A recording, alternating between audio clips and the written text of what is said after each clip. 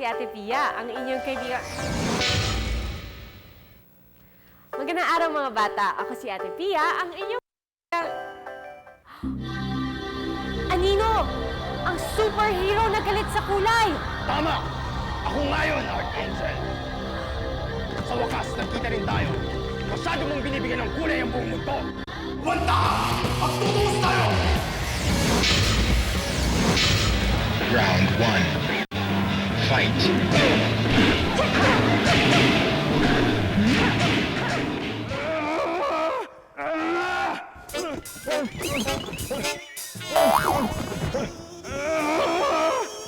Ano ginawa mo sa akin? Ginawa mo makulay!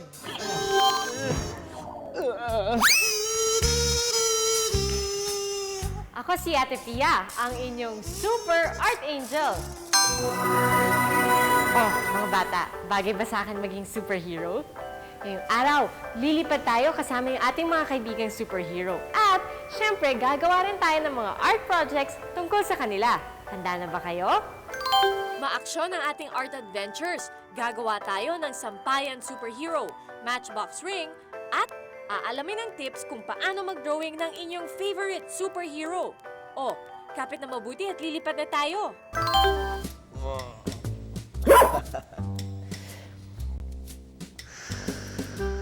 Wait, Superman? Superman? Superman. Ako si Super One. Super One? Wow, edi malakas ka rin tulad ni... Kaya mo bang mag-drop ng drop? Hindi. Kaya mo? Hindi. Eh, alam ko na. Kaya mo bang tumakbo ng mabilis tulad ng Flash? Hindi rin. Eh, ano kaya mong gawin? Ako na. Hindi ako malakas, hindi ako mabilis. Tigit sa lahat. Higit sa lahat, ano?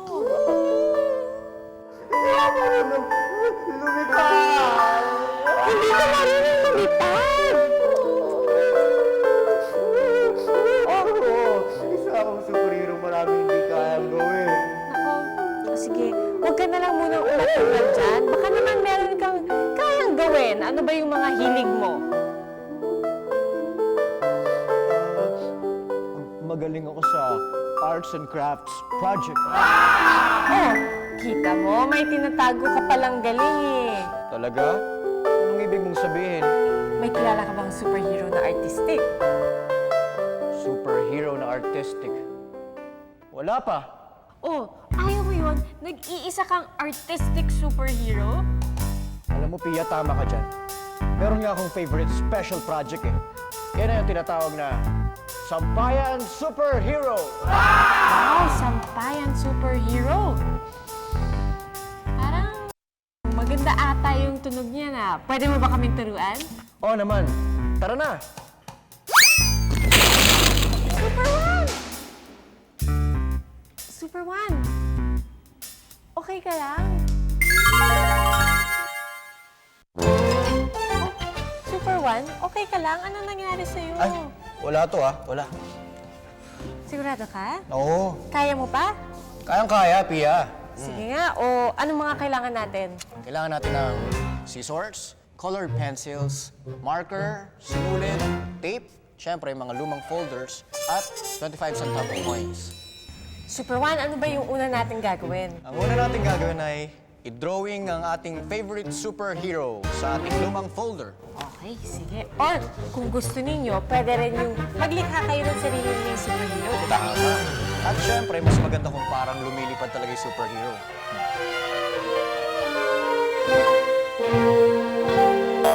At pagkatapos nating i-drawing ang ating mga superhero, pwede natin siyang kulayan ng colored pencils at lagyan ng marker. Ah, okay. Sige, so, kung ano man ng kulay na matingkad, ako gusto ko ng red.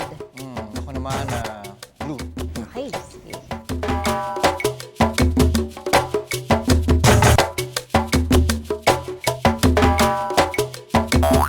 Ayan, Pia. Pagkatapos na natin siyang kulayan at i-outline, pwede na natin siyang gupitin. Teka muna. Ingat sa paggamit ng gunting.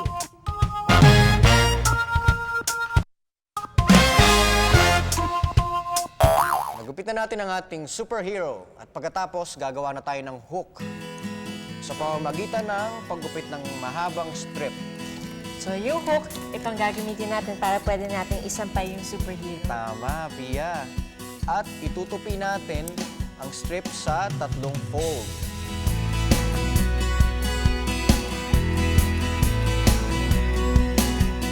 At pagkatapos, ididikit na natin ito sa ating superhero.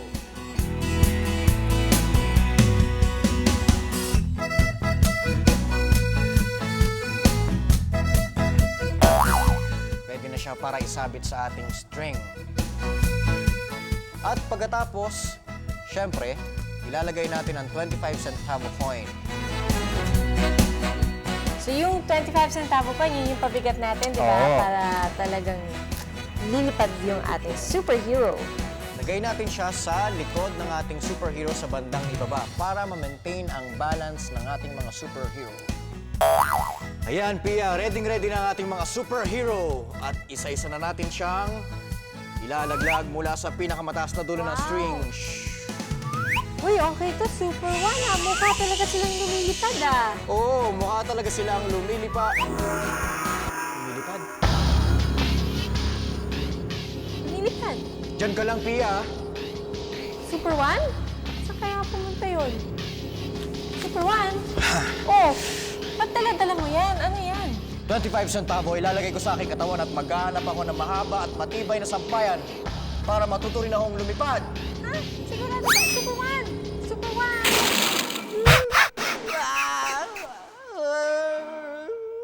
Super One?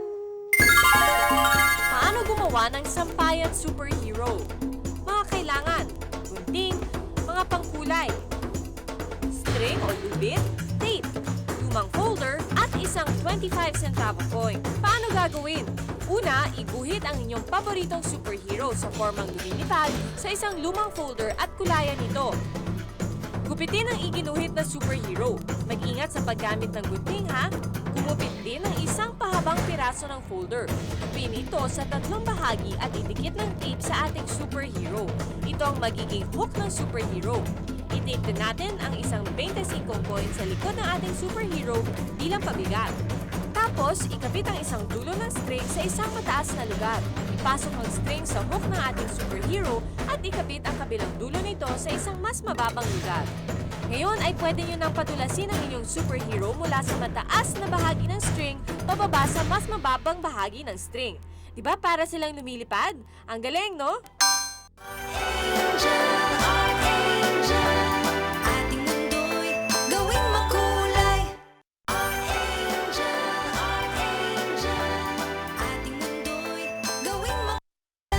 Sino kayang batang may art problem ang matutulungan ko ngayong araw na to?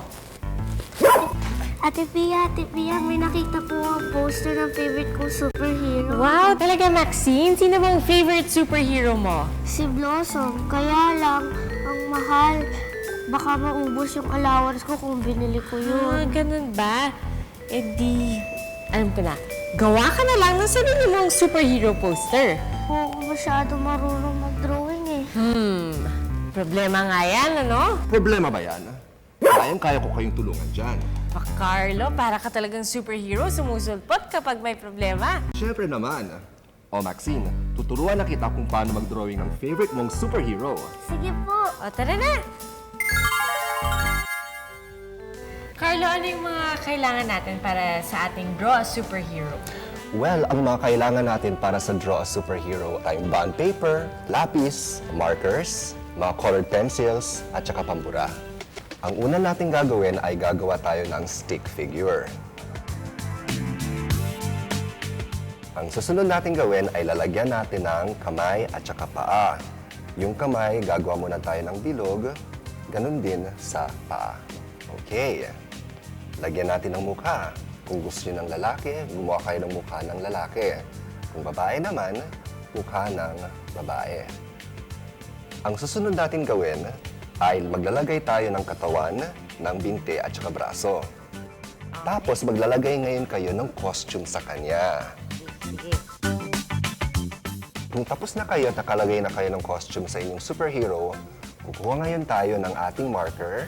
Tapos lalagyan lang natin ng itim yung mga parte na gusto mong lumabas sa iyong superhero.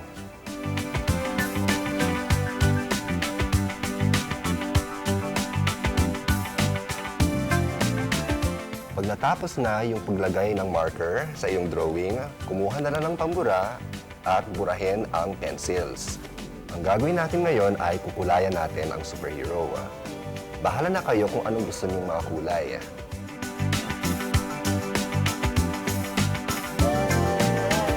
Okay. Ngayon, ang pinaka-importanting step sa ating paggawa ng superhero ay ang pagbibigay ng pangalan.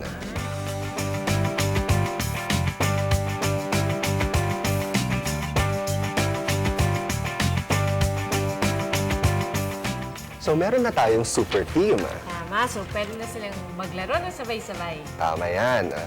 Ngayon, para matandaan nila kung ano yung ginawa natin, mag-review tayo. Kaya ulitin natin. Una, magdodrawing tayo ng stick figure. Dito sa stick figure, maglalagay tayo ng kamay at saka ng paa. Pagkatapos niyan, maglalagay tayo ng katawan, ng braso, ng binte, at saka ng mukha. Ang gagawin sa susunod ay isipin kung anong klaseng superhero ang gusto mo. Dito tayo maglalagay ng damit, pwede tayo maglagay ng sinturon, ng boots, ng gloves, ng buhok. Pagkatapos, gagamitin natin ang marker para lagyan ng itim dun sa mga bahagi ng drawing natin. Kukulayan natin at bibigyan ng pangalan. Salamat po, Kuya Carlo. Ngayon, medyo marunong na po ako mag-drawing. Salamat rin, Ate Pia. Walang ano man yun. Walang ano man yun.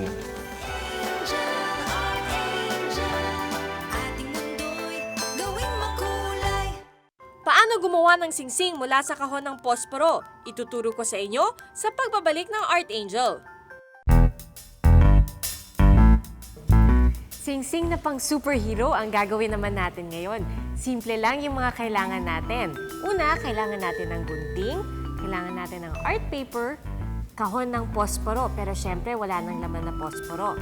Kailangan din natin ng mga tira-tirang acrylic paint, isang paintbrush, at tape. Pintahan nyo yung kahon ng kahit anong disenyo na gusto ninyo at dahil singsing ng superhero ang gagawin natin, pwedeng mga disenyo na lagi nating inuugnay sa mga superhero tulad ng kidlat o kaya bituin o kaya araw. Ako naman, ang gagawin ko, simbolo ng Art Angel na parang superhero. So letter A ang ipipinta ko dito sa kahon ng posporo.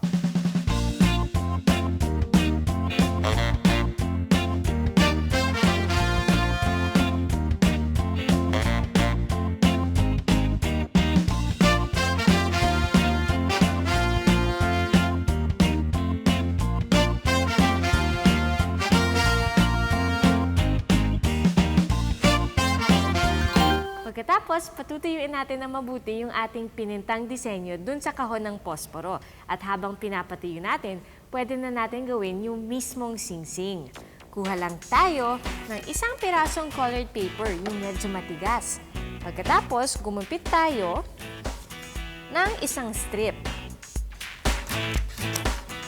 Tapos, isusukat natin ito dun sa daliri kung saan natin isusuot yung singsing.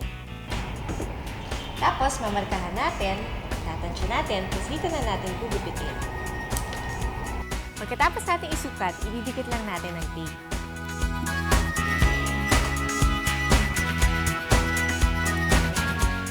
Ang gagawin natin dito sa singsing, ididikit natin sa kahon ng posporo. So, yung pinatuyo natin kanina, tuyong-tuyo na ngayon, so pwede na natin itong idikit. Ilalagay lang natin sa gitna, sa likod ng kahon, at ididikit ng tape.